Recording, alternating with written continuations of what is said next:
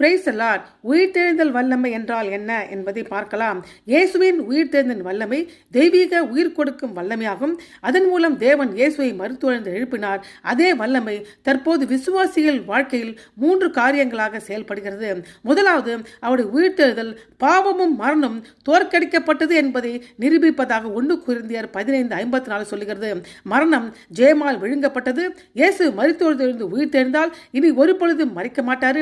பாவத்தின் காரணமாக ஏற்படும் நித்திய மரணத்துக்கு நாம் இனி பயப்படுவதில்லை. ஏனென்றால் கிறிஸ்துவில் நாம் உயிர் தெரிந்திருக்கிறோம்.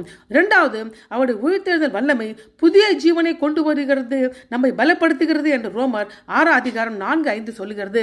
உயிர்த்தெழுதல் வல்லமை மரணத்துக்கு பிந்தைய வாழ்க்கைக்கு மாத்திரமல்ல, அது தற்போது நம்மை மாற்றுகிறது. நம் வாழ்க்கையின் சாத்தானின் சக்தியை உடைக்கிறது, நம் மனதை புதுப்பிக்கிறது, பரிசுத்த ஆவிக்கு புதிய பரிசுத்த வாழ்க்கைக்கு அதிகாரம் அளிக்கிறது, சோதனை சகிக்க நமக்கு உதவி செய்கிறது, தைரியமாக சாட்சி கொடுக்க நம்மை உற்சாகப்படுத்துகிறது. மூன்றாவது, அவருடைய உயிர்த்தெழுதலின் வல்லமை நமது எதிர்கால உயிர்த்தெழுதலுக்கு உத்தரவாதம் அளிப்பதாக 1 கொரிந்தியர் 15:20 சொல்லுகிறது. இயேசு கிறிஸ்துவே உயிர்த்தெழுதலின் முதல் கனியானவர். அதனால் எதிர்காலத்தில் நாம் உயிர்த்தெழுவோம் என்று உத்தரவாதம் அளிக்கிறது. நம்முடைய சரீரம் மகிமையில் உயர்த்தப்படும். ஏனென்றால் யோவான் 11:25 இயேசு தாமே உயிர்த்தெழுதல் வல்லமை என்று சொல்கிறார்.